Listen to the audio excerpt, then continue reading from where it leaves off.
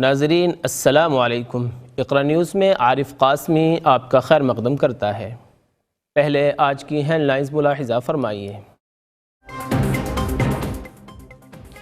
झूठ बोलकर बरतानिया में दाखिले पर सख्त सज़ाओं का हुकूमत ने दिफा किया है। सीनियर कांग्रेस कायद गुलाम नबी आज़ाद को कश्मीर में कोई नई जिम्मेदारी दी जा सकती है, सोशल मीडिया पर अफवाहें।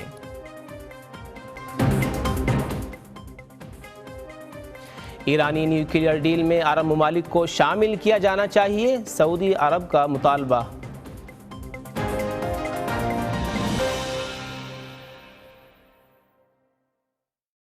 आइए अब चलते हैं खबरों की तफसीलात की जानिब।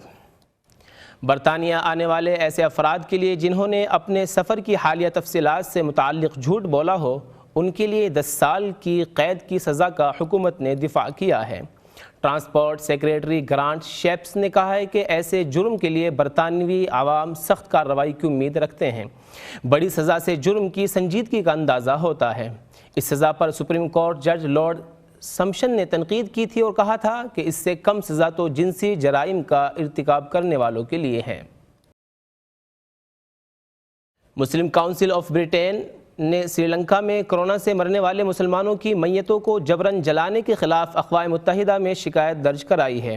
श्रीलंका हुकूमत के खिलाफ अक़वाम मुत्तहिदा की ह्यूमन राइट्स काउंसिल में दर्ज कराई गई शिकायत में कहा गया है कि ऐसी गैर मुनसिफाना और मुतासिबाना हरकत किसी भी मुल्क में नहीं की गई है। MCB की सेक्रेटरी जनरल ज़ारा मोहम्मद ने कहा है कि हम उम्मीद करते हैं कि श्रीलंकन हुकूमत वर्ल्ड हेल्थ ऑर्गेनाइजेशन के वज़ा करदा उसूलों के मुताबिक अपनी पॉलिसी तब्दील करेगी। उन्होंने कहा है कि हुकूमत श्रीलंका ने जिस किस्म की पॉलिसी अपनाई है उसकी कोई नज़ीर नहीं मिलती। हिंदुस्तान के कुरुक्षेत्र में मंगल के रोज़ बुलाई गई किसान महापंचायत में किसानों को खिताब करते हुए भारतीय किसान यूनियन के लीडर राकेश टिकैत ने कहा है कि किसान तहरीक अब आगे बढ़ती रहेगी और ये पूरे मुल्क में फैलेगी। उन्होंने साथ ही ये भी ऐलान किया है कि अब 4 लाख नहीं बल्कि 40 लाख ट्रैक्टर्स की रैली निकाली जाएगी। ज़री क़वानीन के ख़िलाफ़ दिल्ली की सरहदों पर चल रही किसानों की तहरीक आज 76वें रोज़ में दाखिल हो गई है।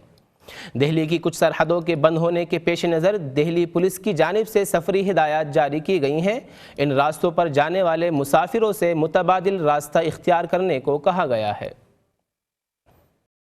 रिटायरमेंट के बाद सीनियर कांग्रेसी सियासतदान गुलाम नबी आज़ाद ने राज्यसभा में अलविदाई तकरीर के दौरान निहायत जज्बाती अंदाज में नरेंद्र मोदी की तारीफ़ की और नरेंद्र मोदी ने भी जज्बाती अंदाज में आज़ाद साहब को खिराज तहसीन पेश किया।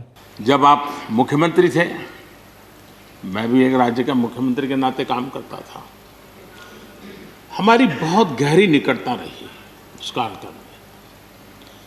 शायद ही कोई ऐसी घटना मिल सकती है कि जबकि हम दोनों के बीच में कोई संपर्क सेतु ना रहा।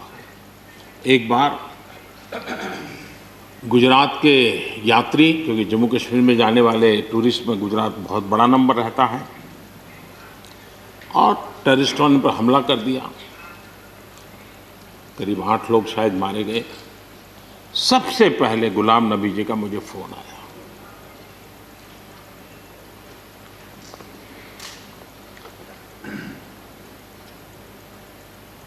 और वो फ़ोन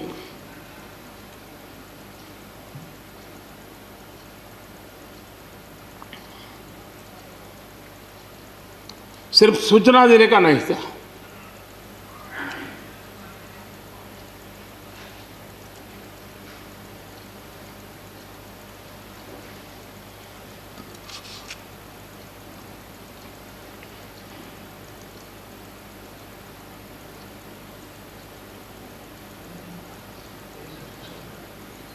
उनके आंसू रुक नहीं रहे थे। गुलाम नबी आज़ाद की तकरीर सोशल मीडिया पर ख़ास तौर पर मौज़ूए बहस बनी हुई है और बहुत से मुबस्सिरीन ने ख्याल जाहिर किया है कि अब शायद आज़ाद साहब BJP में शामिल हो जाए और कश्मीर में उन्हें कोई जिम्मेदारी दे दी जाए। ताहम इन तबसरों में जिस बात को ख़ास तौर पर उजागर किया जा रहा है वो हुब्बुल वतनी साबित करने के लिए पाकिस्तान पर आज़ाद साहब की तबर्रेबाजी थी। मैं उन खुशकिस्मत लोगों में हूं जो पाकिस्तान कभी नहीं गया, लेकिन जब मैं पढ़ता हूं कि वहां किस तरह के हालात हैं पाकिस्तान के अंदर, तो मुझे गौरव महसूस होता है, मुझे फख्र महसूस होता है कि हम हिंदुस्तानी मुसलमान हैं। और बल्कि अगर मैं आज कहूंगा विश्व में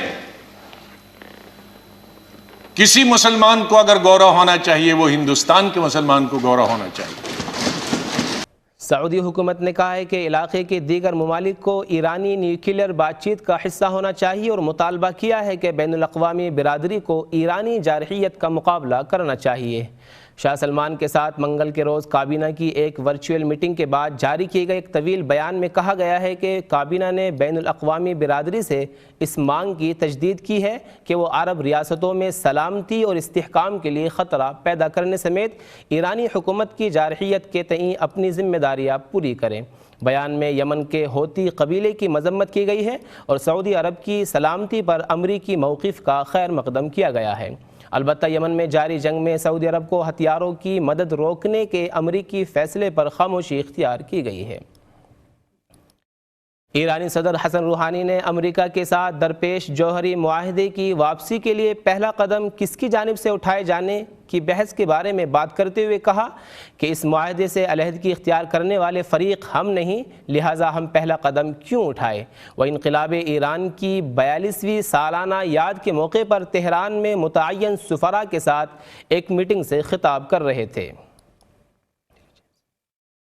ईरान के इंटेलिजेंस मिनिस्टर महमूद अलवी ने कहा है कि नवंबर में ईरानी न्यूक्लियर साइंसदान मोहसिन फ़खरीज़ादा के कत्ल में उनके अपने मुल्क की मुसल्लह फ़ौज का एक रुकन शामिल था। उन्होंने कहा कि ईरानी खुफिया इदारों ने मुसल्लह फ़ौज को इस ख़तरे के बारे में आगाह कर दिया था। मुत्तहिदा अरब अमारात का खलाई मिशन होप प्रोब 6 माह के तवील खलाई सफ़र के बाद कामयाबी से मरीख़ के मदार में दाखिल हो गया है। अबू ज़हबी के वली अहद शेख मोहम्मद बिन जायद और दुबई के हुक्मरान शेख मोहम्मद बिन राशिद ने मोहम्मद बिन राशिद खलाई मरकज़ में मौजूद अमले को मुबारकबाद दी है। प्रोजेक्ट डायरेक्टर ने इस बड़ी कामयाबी का ऐलान करते हुए कहा कि मुत्तहिदा अरब अमारात के अवाम, अरब और मुस्लिम ममालिक के लिए हम मरीख़ के मदार में कामयाबी से दाखिल होने का ऐलान करते हैं। आज के बुलेटिन की खास खबरें एक मरतबा फिर मुलाहिजा फरमाइए। झूठ बोलकर बरतानिया में दाखिले पर सख्त सजाओं का हुकूमत ने दिफा किया है। सीनियर कांग्रेस कायद गुलाम नबी आज़ाद को कश्मीर में कोई नई जिम्मेदारी दी जा सकती है, सोशल मीडिया पर अफवाहें।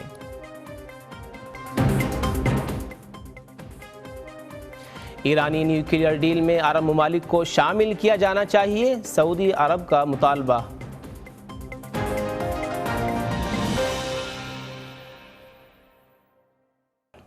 अब खबरों का वक्त ख़त्म हुआ चाहता है। अगले बुलेटिन तक इजाज़त दीजिए। अल्लाह हाफिज़।